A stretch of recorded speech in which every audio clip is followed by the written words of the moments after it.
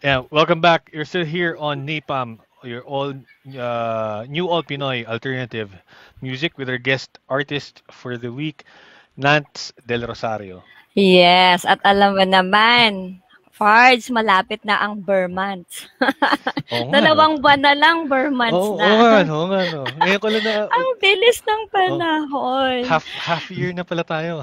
Totoo. Oh, Kaya naman, wag na nating patagalin pa. Pakinggan natin 'tong Burr months. Pang Burr months na kanta ni Sir Nance entitled Tuwing Pasko.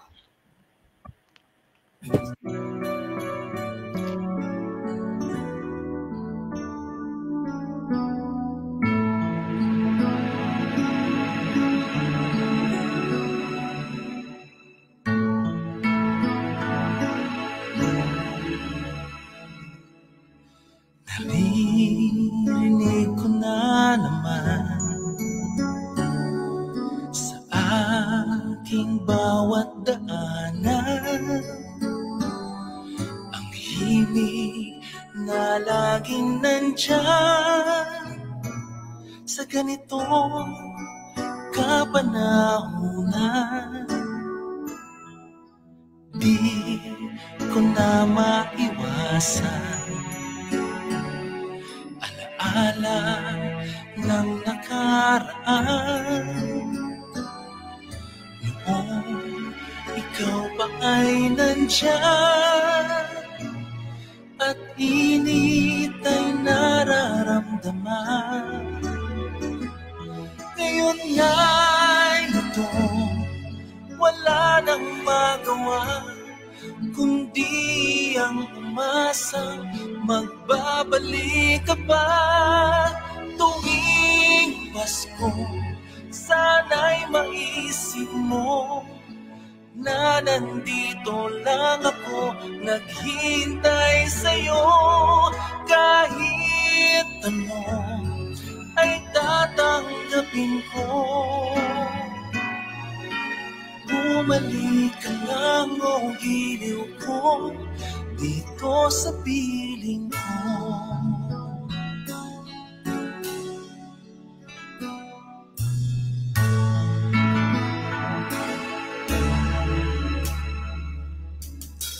Hirap ng kalooban, tuluyan ng maiibsan. Ako lamang ay pakinggan, hiling ko sana'y pagbigyan. Ngunit ngayon wala nang magawa kundi ang umasang magbabalik ka pa tuwing Pasko. Sana'y maisip mo na nandito lang ako naghihintay sa'yo. Kahit ano ay tatanggapin ko. Bumalik ka lang o giliw ko dito sa piling ko.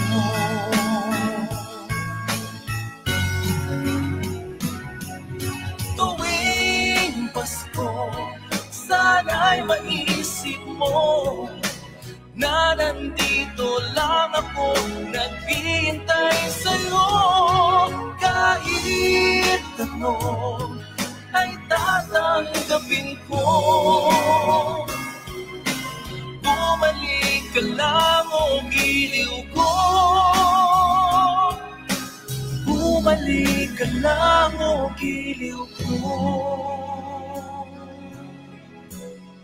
Dito sa piling ko.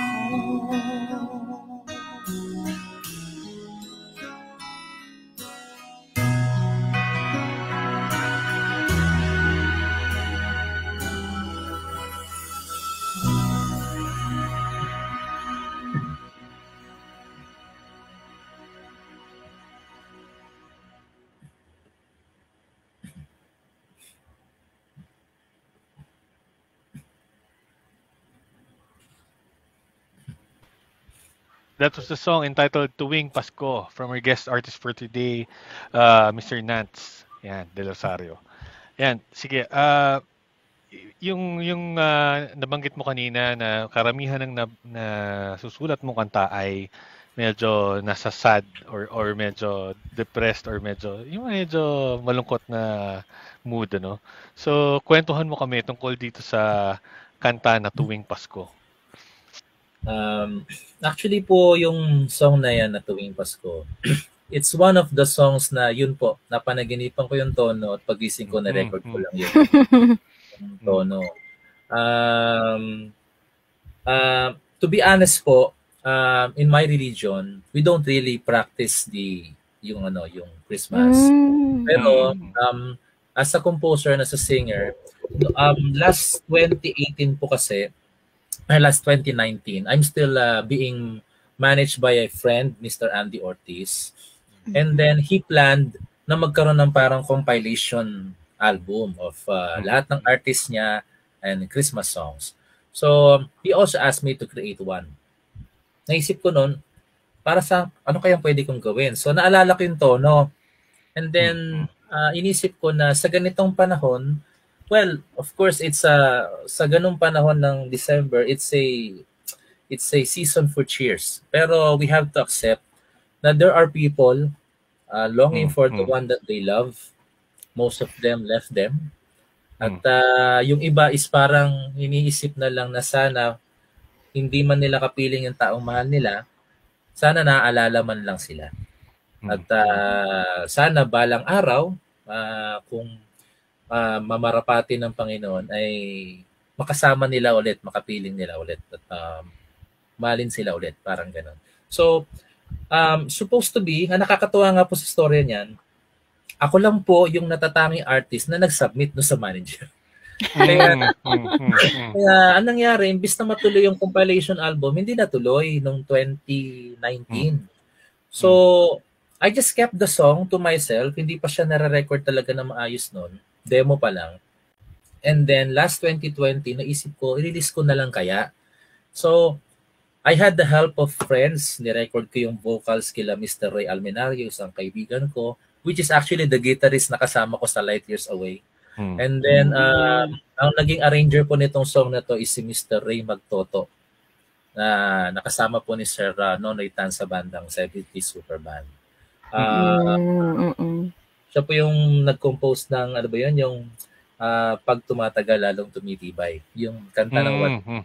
Yes, So, siya yung nag-arrange nitong song na to. And then, nirelease ko siya. I wasn't really expecting much. Pero nung first day pa lang na nirelease ko, pagtingin ko kinabukasan, siguro dahil December, ang dami niyang shares, ang dami niyang views, ang dami niyang comments. Kaya, natuwa talaga ako. And masasabi ko po talaga na sa lahat na naging composition ko on my own, even yung mga iba na nakakatuwa kasi po pati yung mga kakilala ko nung high school na wala na akong communication, nung nakita nilang ako, kinukumusta nila ako, o ako daw ba talaga nag-compose, ako daw ba talaga kumanta. It's like I touch the heart of many people who are experiencing that same thing. Yeah. So would you say that Tuwing Pasko is the best song created by Mr. Nance De Rosario?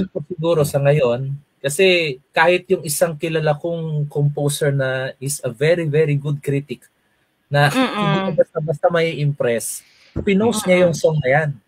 Pinost niya at nilagyan niya ng magandang comment na hindi ko ina-expect. So, I really consider it as of the moment, the best song that I was. The best song. Yeah, batiin natin muna, may nakikinig sa atin. We have Hernie Diosa. And Hi, Josa. Yan. We also have Brims Nunag Bangal. Ayan. Hi, si ma'am. Ayan. So sige, my next question would be regarding missed opportunities. So on your bilang isang artist, bilang isang part ng band, meron ka na bang missed opportunities or any regrets sa iyong career? Well, hindi ko naman po siya masabing regret because I did it because of respect. Nung po kasi nagsisimula yung banda namin sa Inner Voices, I was approached 2 times by agents of The Voice Philippines. Okay. And then ang sabi nila sa akin is, with them daw, I can already come to the point na hindi na ako dadaan sa eliminations. Diretso na ako kila Ma'am Lea sa Blind Auditions. Kaya lang po nung time na yon, talagang winay ko yung sarili ko kasi I really honored the point that the band trusted me to be their vocalist. Na ayoko naman po na pasimula pa lang ang grupo namin ay lalabas akong parang solo. Okay. So, I turned it down. Parang nag-request ako na parang in a courteous way, pinaliwanag ko na sometime, baka after so many years, na ngayon wala na yung The Voice, tapos ang The Voice, parang nagkaroon na sila ng parang age limit, na parang mahirap na magkaroon ng opportunity maka-join ka ulit. Kasi yun po yung time nung kay Mitoy nung si Boss Mitoy. Yun po yung time na sapat makaka-audition din ako, pero hindi ko po nagawa. Siguro it's one of my missed opportunity, pero hindi naman po regret kasi maganda rin naman po yung nangyari sa banda namin at siguro po talaga yun ang tulot ng Diyos.